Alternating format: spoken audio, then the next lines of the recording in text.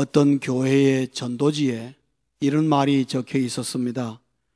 예수님을 믿으면 가정에 평화가 오고 자녀가 좋은 대학에 들어가게 되고 직장에서 인정받는 사람이 되고 사회적으로 성공한 사람이 됩니다. 라는 구절이 적혀 있었습니다. 근데 여러분, 한국에는 등산하다 보면은 절을 많이 지나치게 되지요. 그래서 절마당을 많이 지나는데 절에 걸려있는 현수막에도 부처님을 믿으면 가정에 평화가 오고 자녀가 좋은 대학에 들어가게 되고 직장에서 인정받는 사람이 되고 사회적으로 성공한 사람이 됩니다. 라는 글이 수월찮게 적혀 있습니다. 학교에서 다닐 때 선생님에게 이런 질문을 하지요. 선생님, 왜 우리가 공부를 잘해야 합니까? 그러면 선생님이 무슨 말 합니까? 야 이놈아, 그래야 네가 좋은 대학 가고 그래야 좋은 여자 만나서 결혼해가지고 가정이 평화롭고 그리고 네 자녀가 또 좋은 대학에 들어가고 네가 다니는 직장이나 사업을 통해서 인정받는 사람이 되고 그래야 네가 사회적으로 성공한 사람이 되니까 공부해야 되지. 그렇게 말합니다. 성도님 여러분, 그렇다면은 가정에 평화가 오고 자녀가 좋은 대학에 들어가게 되고 직장에서 인정받는 사람이 되고 사회적으로 성공한 사람이 되려면 꼭 예수만 믿어야 되는 것은 아니고 공부를 잘한다거나 다른 종교를 믿어도 된다는 말 아니겠습니까? 성도님 여러분, 이것은 기독교의 본질을 잘못 전하고 있는 것입니다. 기독교는 그런 종교가 아닙니다. 뿐만 아니라 예수 믿는 그리스도인이라는 것이 어떤 존재인지를 모르고 하는 말인 것입니다. 우리는 예수 믿어서 가정에 평화 오고 자녀가 좋은 대학에 들어가고 직장에서 인정받는 사람이 되고 사회적으로 성공한 사람이 되는 것만을 위해서 예수 믿는 거 아닙니다. 그거는 부수적인 얘기예요. 성도님 여러분, 그러기 위해서는 우리 예수 믿는 모든 그리스도인들은 뭐를 분명히 알아야 되느냐? 내가 누군지를 알아야 됩니다. 내가 어떤 존재인지를 알아야 됩니다. 그게 제대로 서 있지 않으면요, 이런 함정에 빠져가지고 예수 믿어서 복이나 얻자고 교회 나오는 그런 신앙생활을 하게 되는 것입니다. 사랑하는 성도님 여러분, 그러한 기복적인 함정에 빠지지 말기를 주의 이름으로 축원합니다. 예수 믿는 그리스도인이 누구인가를 분명히 아셔야 합니다. 오늘 여러분 이사야 43장 1절부터 7절까지를 보면은 하나님은 우리에게 직접 정확하게 내가 누구인가 분명하게 대답을 해주고 있습니다. 두 가지로 대답을 해줍니다. 첫째는요, 나는 하나님의 것이다 라는 겁니다. 나는 하나님의 것이다. 여러분 그래 생각하십니까? 입술에 침 바르고 얘기하세요. 속으로는 목사님, 내 인생은 내 거죠.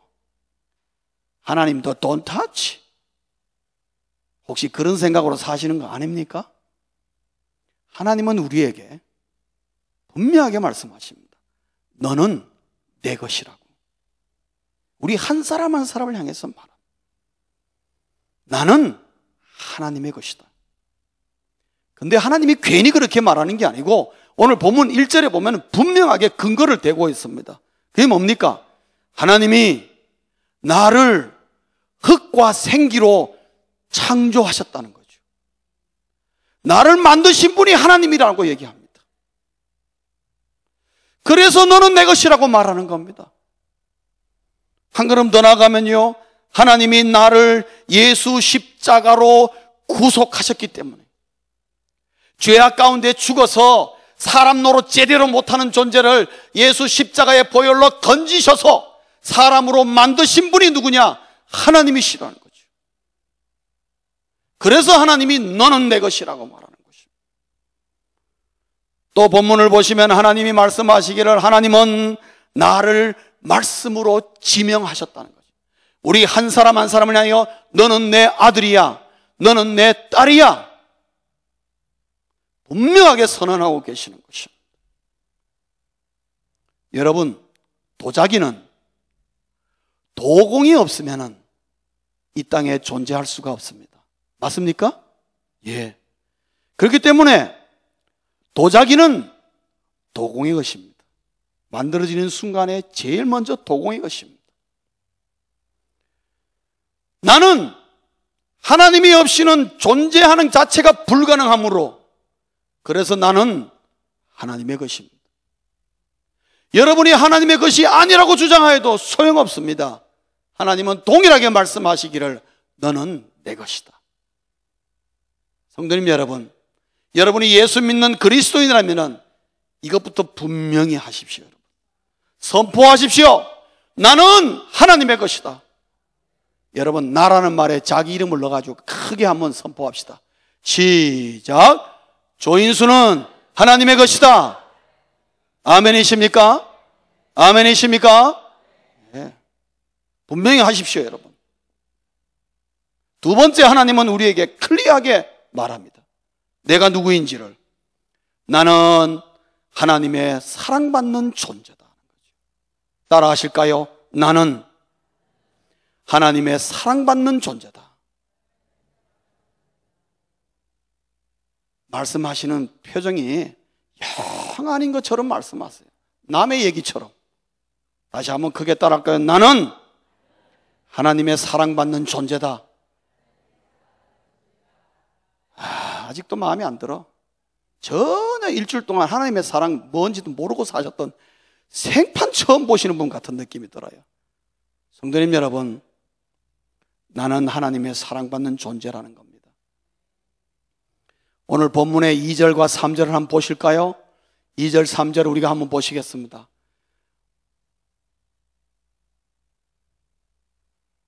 이 절 3절 스크린 보면서 우리가 한번 합독하시겠습니다. 다 같이 읽겠습니다. 시작. 네가 물 가운데로 지날 때에 내가 너와 함께 할 것이라.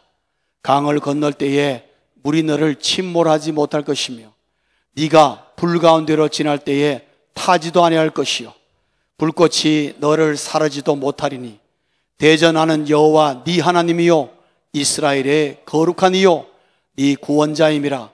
내가 애굽을 너의 속량물로 구스와 스바를 너를 대신하여 주었노라. 왜요? 왜? 나를 사랑하시기 때문에 그런 거예요. 하나님은 나를 사랑하시기 때문에.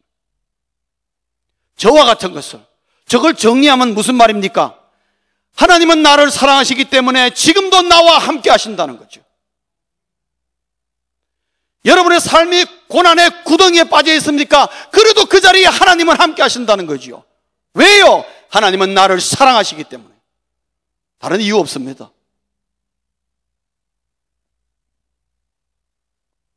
하나님은 어떤 상황에서도 나를 보호하십니다. 왜 그렇습니까? 하나님은 나를 사랑하시기 때문에 그렇습니다. 여러분이 위험한 가운데 있든지 여러분이 어떤 환경이 어떠하든지 it doesn't matter. 그 문제가 아니에요. 하나님은 나를 보호하시고 지켜주십니다. 왜요? 나를 사랑하시기 때문에. 오늘 본문 3절 하반부에 보면은 하나님은 세상의 그 무엇과도 나를 바꾸지 않는다고 말씀하십니다. 애굽을 줘도 구스를 줘도 스바를 줘도, 여러분 애굽과 구스와 스바는요 나일강 유역에 있는 아프리카에서 가장 옥토로 이루어진 아프리카의 3분의 1을 차지하는 광대한 땅입니다. 가장 기름진 곳입니다. 그걸로도 나 한 사람과 바꾸지 않겠다고 말씀하십니다. 왜요? 나를 사랑하시기 때문에. 여러분 창세기 보시면은 요셉이 애굽에 가서 고생하다가 뭐가 되죠? 총리가 됩니다. 그러면서 애굽에 뭐가 찾아옵니까? 가나안과 애굽에 극심한 흉년이 찾아옵니다. 여러분, 그 흉년 때문에 얼마나 많은 사람들이 굶주리고 힘들고 어려웠겠습니까? 그래도 하나님 눈 하나 깜짝 안 했어요. 하나님 왜 그러셨을까요? 그렇게 수많은 사람들이 왜 이렇게 가물고 힘들어 그냥 아우성치고, 그 가운데는 아마 기아로 아사로 죽은 사람들이 있을 거예요. 그런데 하나님 말씀하시기를 한마디도 야 미안하다 이런 말씀 절대 안 하시는 하나님. 왜 그러세요? 그렇게 수많은 사람들이 희생을 치렀는데 딱 하나입니다.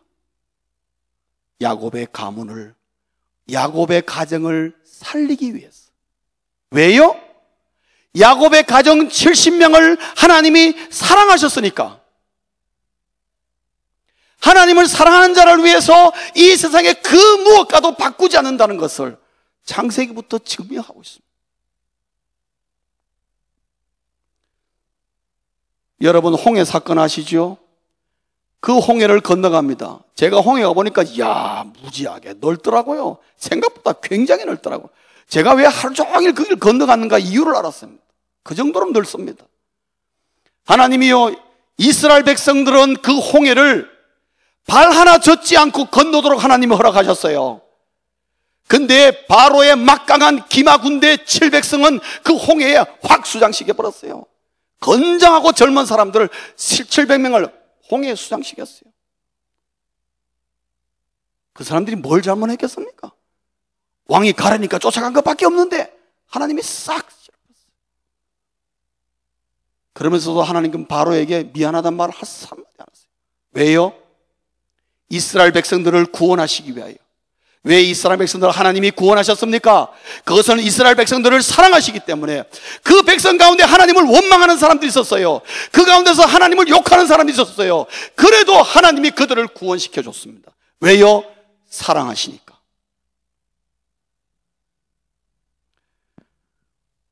여러분은 다니엘서에 보면 사드락, 메삭, 아벤느고가 나옵니다.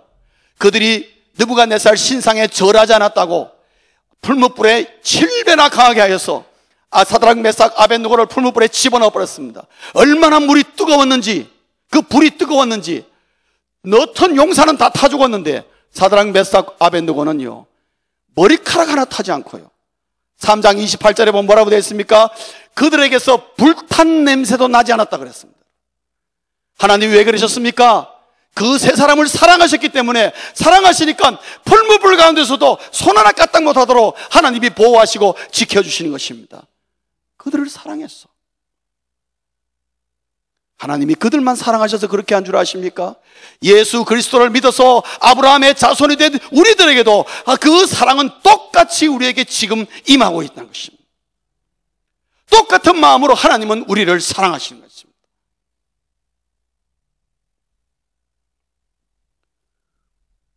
그것을 4절에서 너무나 명확하게 보고하고 있습니다. 여러분 4절 한번 보실까요? 오늘 본문 4절을 보면은 이 말씀은 똑같이 오늘 우리에게 그대로 적용됩니다. 본문 4절 한번 보시겠습니다.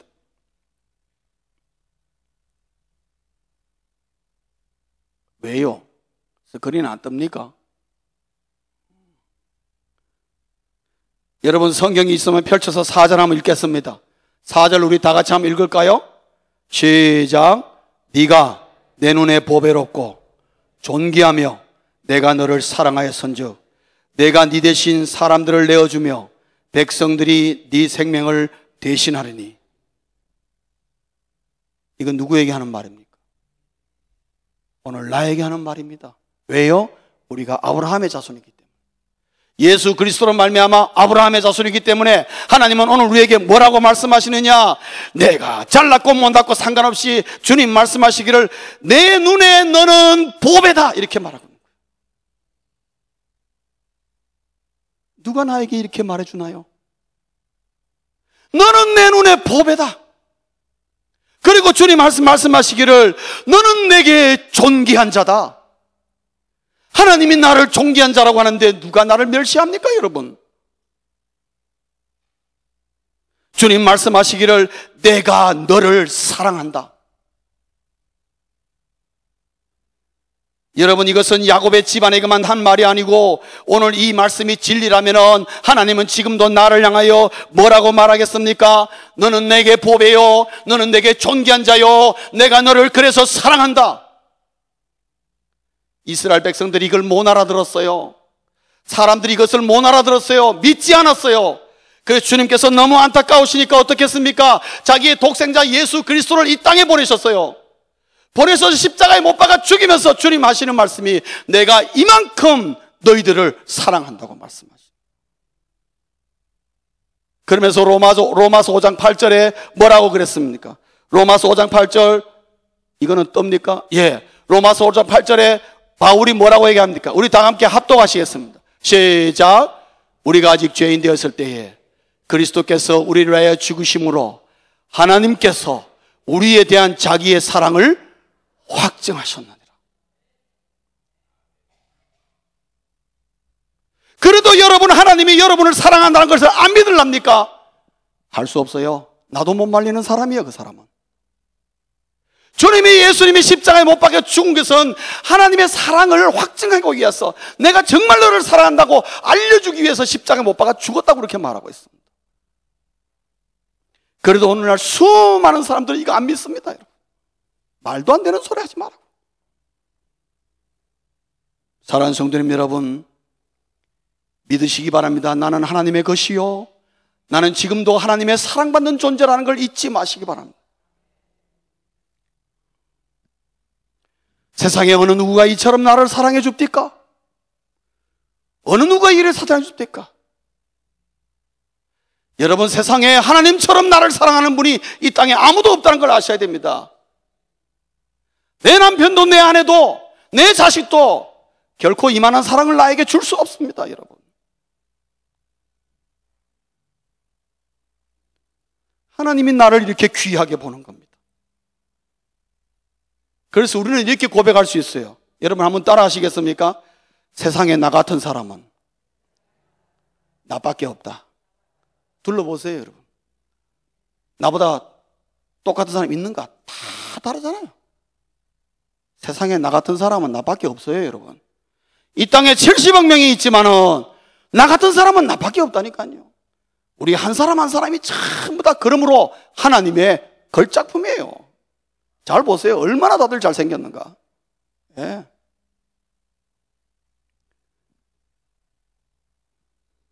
사랑하는 성도님 여러분, 우리가 오늘까지 이 자리에 앉아 있는 것은 분에 넘치는 하나님의 사랑으로 말미암아 이 자리에 온 것이에요. 그러므로 우리가 할 수 있는 것은 내가 하나님의 사람인 줄 알고, 하나님의 택함 받은 사람인 줄 알고, 하나님 앞에 감사하고, 하나님이 주는 사랑과 이 존재감을 내가 누릴 줄 알아야 돼요. 어디 가서도 당당해야 되는 것입니다.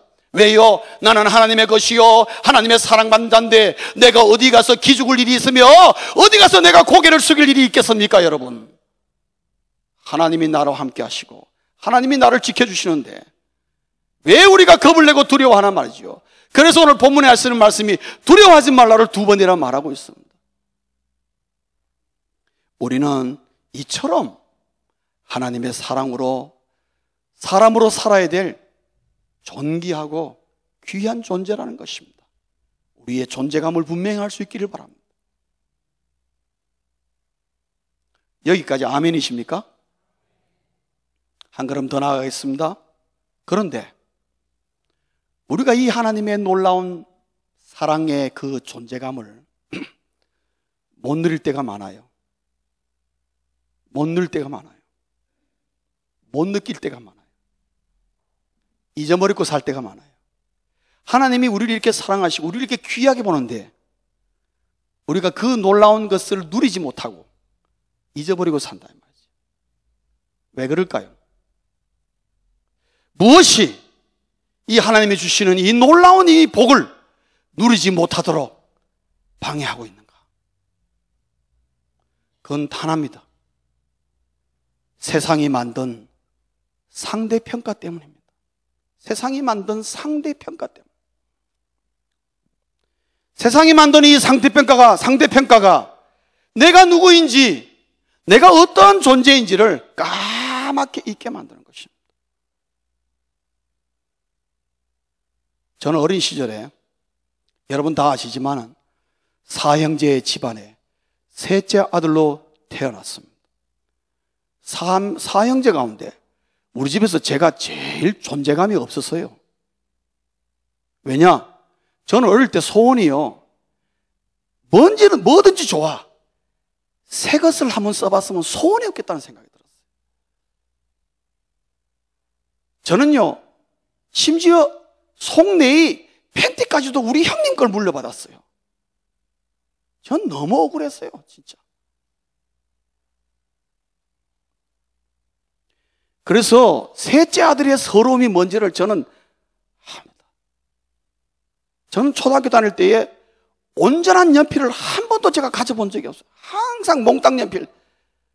그 내한테 와서 쓰다가 보면은 이제 연필이 못 쓰게 돼요. 그러면 내 동생은 어떻게 되겠어요? 새 것을 사주죠. 세상에 뭐 우리 큰형님은 말할 것도 없고 항상 새 옷이고, 그리고 물려오다가 내한테 오면 다 떨어지니까 내 동생 또 새로 사고. 저는 너무너무 억울했습니다. 내 인생이 억울하다 생각했어요. 어쩌다가 내가 이 집에 셋째 아들로 태어나가지고 내가 이 모양 이 꼴로 내가 살아야 되느냐. 정말 저 한탄하고 살았습니다. 저는 공부에 대한 열등감도 있었습니다. 어떻게 하다 보니까 제 친구 한 명이 우리 집에 같이 살게 됐어요. 집이 너무 가난해가지고, 부모가 없어가지고, 고아가 돼가지고, 우리 아버님이 또 거둬줘가지고 제 방에서 둘이 같이 먹고 자고 했습니다. 그런데 이 친구는 전교 1등인 거예요. 항상 전교 1등이에요. 성도님 여러분, 저 공부 못하지 않았어요. 할 만큼 했어요. 근데 도대체 이 친구 벽은 제가 넘을 수 없어요. 그러니까 날마다 우리 어머님이 성적표만 보면서, 야 이놈아, 너는 원팔이 봐라, 얘 성적표 봐라, 너는 어찌 얘를 발꿈치도 못 따라가냐, 어찌 너는 이러냐, 똑같은 머리고 똑같이 생겼는데 너 왜 그러냐, 똑같은 교복 입고 이거 뭐 하느냐. 그때 저는 어머님한테 유일하게 할 말이 있었습니다. 나는 밤낮 헝긋으니까 공부를 이 모양밖에 못하지, 나 좀 새 거 사줘봐.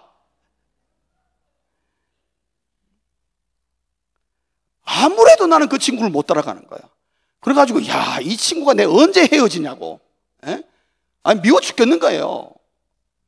똑같이 분명히 공부합니다. 그런데요, 시험 치면 얘가 항상 1등인 거예요. 전교 1등이니까 내가 할 말이 없잖아요. 진짜 우리 어머님의 그 비교, 상대평가 아주 제가 질렸습니다. 제가 아주. 근데 거기다가 정말 재수가 없으려니까 대학도 떨어져가지고 제가 또 재수했잖아요. 그때 제가 1년 동안 재수하면서 제 마음에 확 박힌 게 뭔 줄 아십니까? 나는 이제 평생토록 이제 1등 인간은 날 샜구나. 이제 2등 인간으로 사는구나. 어디 가도 그 꼴이 안 떨어지니까.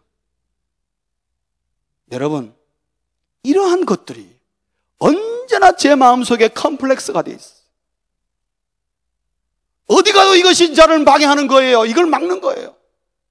그런데 이거 컴플렉스가 말이죠, 얼마나 저를 괴롭히는지. 남이 저한테 아무 말 안 해요. 근데 내가 나를 찍는 겁니다, 여러분.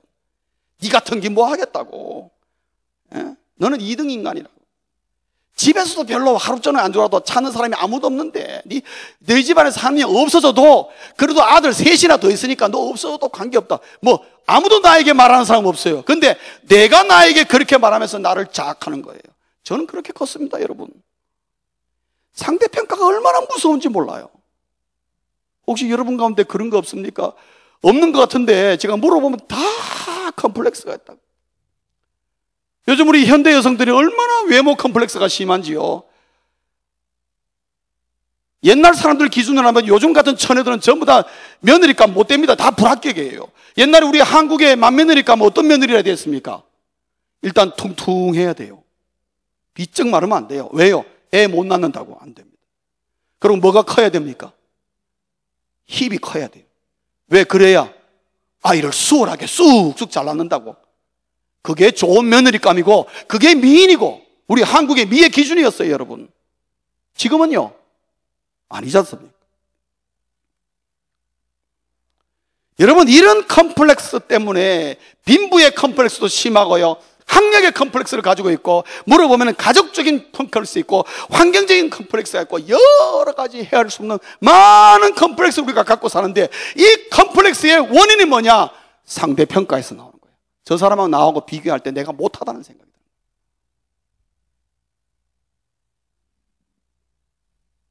우리 한국의 유명한 여배우가 제가 볼 때 참 잘생겼어요. 근데 인터뷰한다는 말이 당신에게 컴플렉스가 뭐 있냐고 그러니까 제가 볼 때는 없는 것 같은데, 돈도 많이 벌고 잘생겼고 젊었고 좋은데 하는 말이 자기 입술이 못났대요. 제가 볼 때는 못난 거 하나도 없고 그냥 그 입술이 뭐 밥이 안 들어가나 뭐가 안 들어가나 입술이 못났다는 거예요.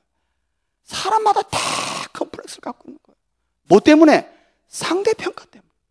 성도님 여러분, 그렇다면 누가 이 상대평가를 만드는 거예요? 여러분, 누가 만들었습니까? 사람이 만들었어요. 저와 여러분, 우리가 만들었어요. 우리가 만들었어요. 그래서 각 나라마다 관습과 전통과 그 지역에마다 다 기준이 다른 겁니다. 각각. 아프리카의 마사이족의 미인의 기준은 뭔 줄 아십니까? 목이 길어야 됩니다, 여러분.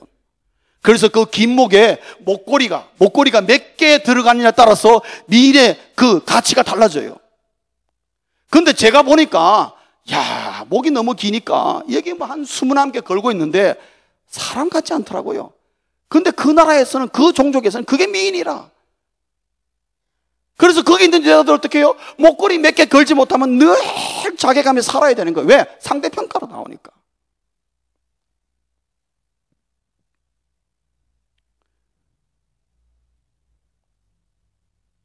중국의 미인은요, 요즘은 달랐습니다. 옛날에 중국의 미인은 어떤 줄 아십니까? 3가지가 갖춰져야 돼요. 중국의 미인은. 첫째, 키가 작아야 돼요. 그리고 코가 넓적해야 돼요. 그 다음에 발이 작아야 돼요. 그래야 중국 미인이었어요. 이런 여자가 한국에 오면 어떻게 됩니까? 그거는요, 아주 못난 이에 속하게 되는 건데, 중국 가면 그게 미인이에요. 나라마다 다 다릅니다. 누가 만들었느냐? 전부 우리가 만들었어. 성도님 여러분, 그런데 우리가 하나 더 기억할 게 있어요. 이렇게 사람들로 하여금 이러한 기준과 상대평가를 만들게 하는 그 뒤에는 사탄이 있다는 걸 알아셔야 됩니다. 사탄의 속임수예요. 사탄의 속임수예요. 우리는 하나님 앞에 존귀한 존재인데, 우리로 하여금 존귀한 존재라는 걸 잊고 모르고 살게 하려고 어떻게 해요? 자꾸만 다른 사람과 비교하게 만드는 것입니다. 그래가지고 하는 말이요, 너는 못났다, 너는 못났다, 이게 부족해, 저게 부족해. 계속 자기를 발등을 찍게 만드는 것입니다. 남이 보면 잘 될 것 같은데 저 사람과 비교하면 내가 못한 것 같아. 그러면 성형외과 또 찾아가서 여기 한번 더 깎아주세요. 그러면서 계속 돈 들이는 것입니다, 여러분. 그러다가 흉물이 된 여자들이 얼마나 많은지 몰라요. 사탄은 상대평가라는 걸 통해서 나 자신의 인간의 본연의 값을 땅바닥에 딱 떨어뜨리는 것입니다.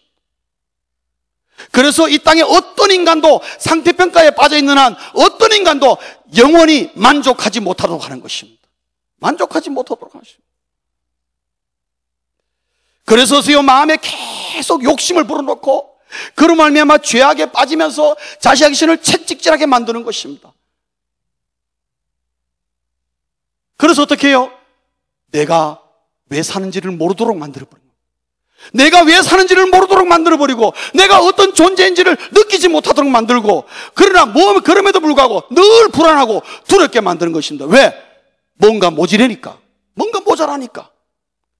거기 다 어디 쏘는 줄 아십니까? 상대평가에 쏘는 겁니다. 이것은 사탄의 무서운 속임수예요. 무서운 속임수예요. 성도님 여러분, 하나님은 상대평가하지 않습니다. 하나님은 절대평가하시는 분입니다.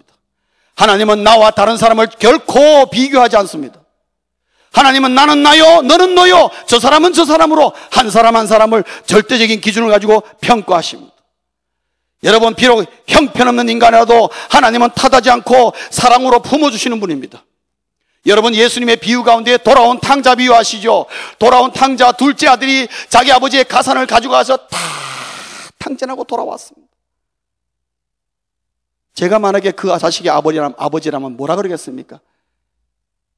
일단은 제가 야구방망이 하나 들고 나와가지고, 이놈아, 이 인간아, 네가 왜 집에 돌아와? 네가 무슨 면이 있어 돌아왔냐고.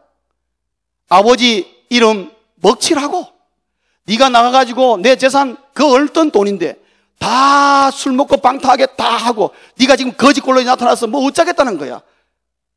매를 때려서 아마 쫓아보낼지도 몰라요. 그러나 여러분, 그게 아버지는 어땠습니까?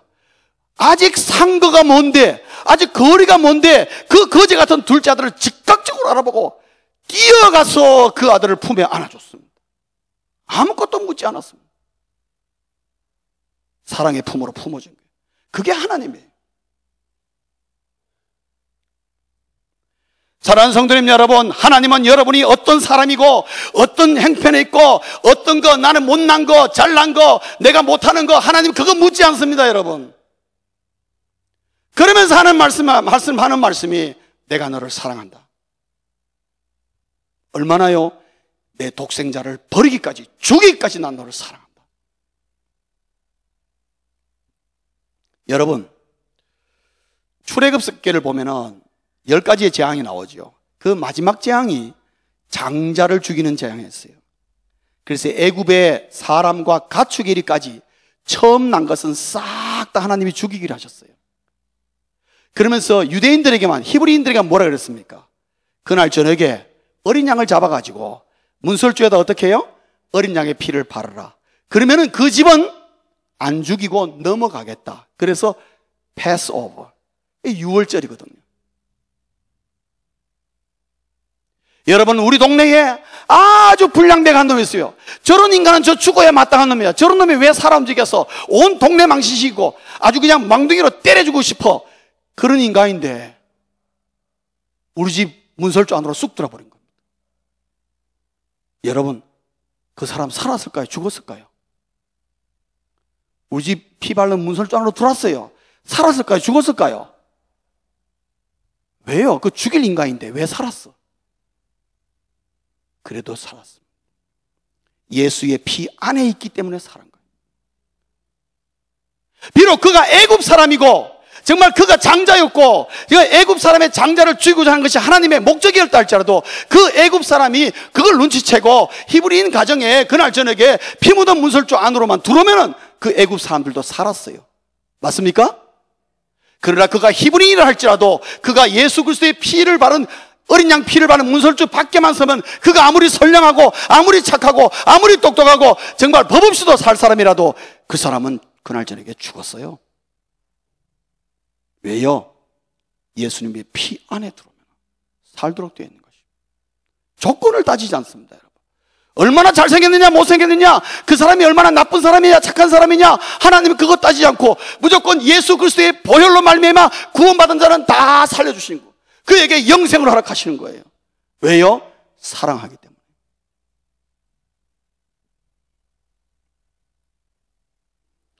사랑하는 성도님 여러분, 그러면 하나님께서 지금 내게 원하는 건 뭐냐?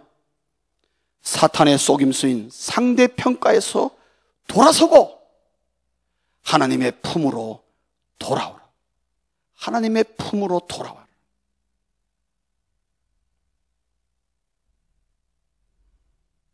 그래서 하나님은 우리에게 뭔가 예수 잘 믿어서 성숙한 그리스도인으로서의 하나님 앞에 돌아오는 걸 원하지 않아요. 그냥 있는 모습 그대로.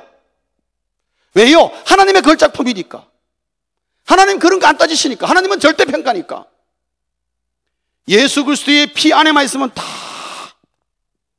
하나님 품에 이유 없이 품어주시는 겁니다. 여러분, 다이아몬드는 진흙 속에 있어도 뭡니까? 다이아몬드입니다. 다이아몬드가 진흙 속에 간다고 다이아몬드가 아니고 없어져 버립니까? 아닙니다.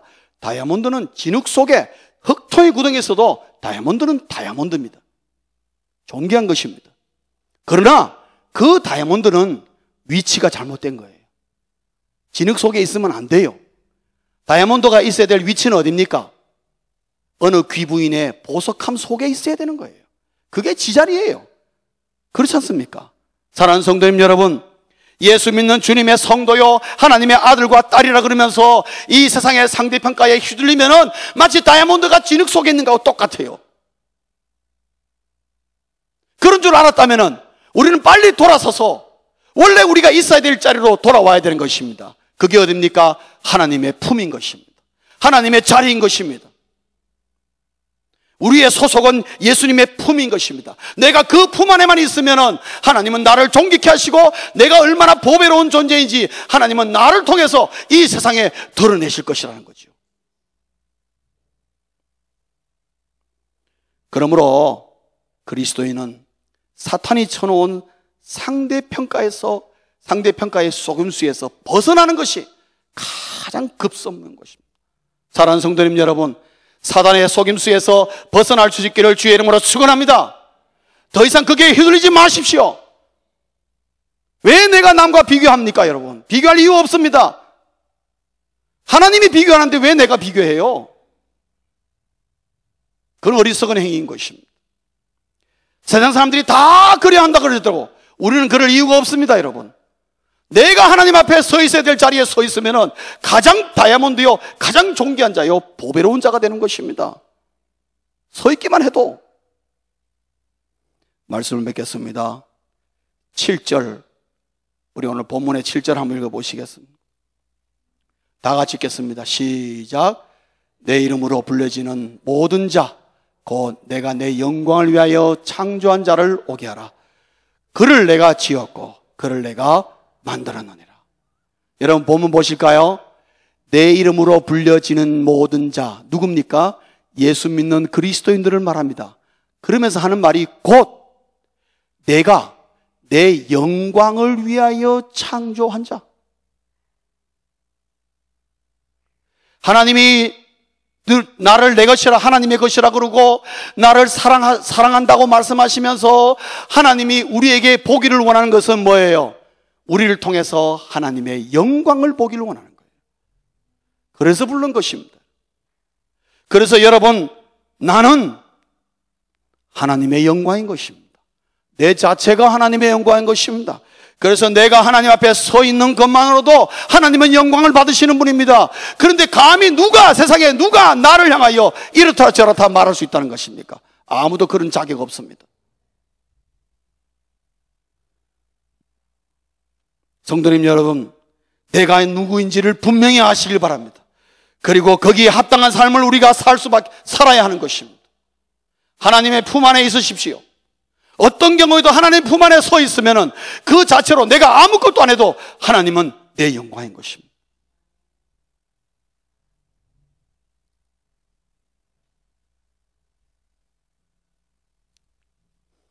어제 제 아들이 저희 집에 잠깐 방문했어요. 방문했는데 제 아들이 저희 집에 왔다는 것만으로도 제 아내가 좋아하더라고. 제 아들이 한 거 아무것도 없어. 예. 오면은 제 주머니 돈이나 털고 가지요. 별로 도움 되는 거 아니에요. 그런데도 어떻게 해요? 왔다는 것만 가지고 어떻게 해요? 좋아. 오늘 이희승 권사님 오늘 막 날아갈 것 같을 것입니다. 왜요? 자녀들이 와 있다는 것만 가지고도 기쁩니다. 권사님 맞지요? 영광입니다. 사랑하는 성도 여러분, 하나님은 너는 내 것이다 하면서 내가 너를 사랑하고 그 사랑을 네가 알았느냐? 그러면은 내가 원하는 자리에 서 있으라. 그러면 서 있기만 하면은 너는 내 영광이다. 그래서 내가 너를 창조하고 너를 불렀다. 그렇게 말씀하는 겁니다. 성도님 여러분, 선포할 수 있기를 바랍니다. 이렇게 선포할 수 있기를 바랍니다. 사탄의 속임수야, 물러가라. 나는 하나님의 것이다. 나는 하나님의 사랑받는 존재다. 나는 하나님의 보배요.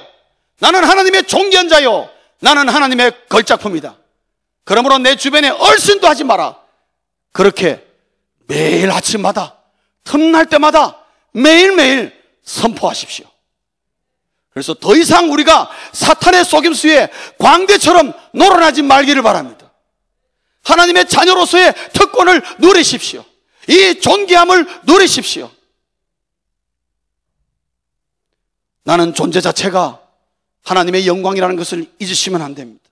그러한 자부심과 자긍심을 가지십시오. 그럴 때 하나님이 나를 보고 매일 기뻐하고 매 순간 나를 보고 즐거워하시고 영광 받으시는 것입니다. 그러한 그리스도인 여러분의 삶 되시길 주의 이름으로 축원합니다.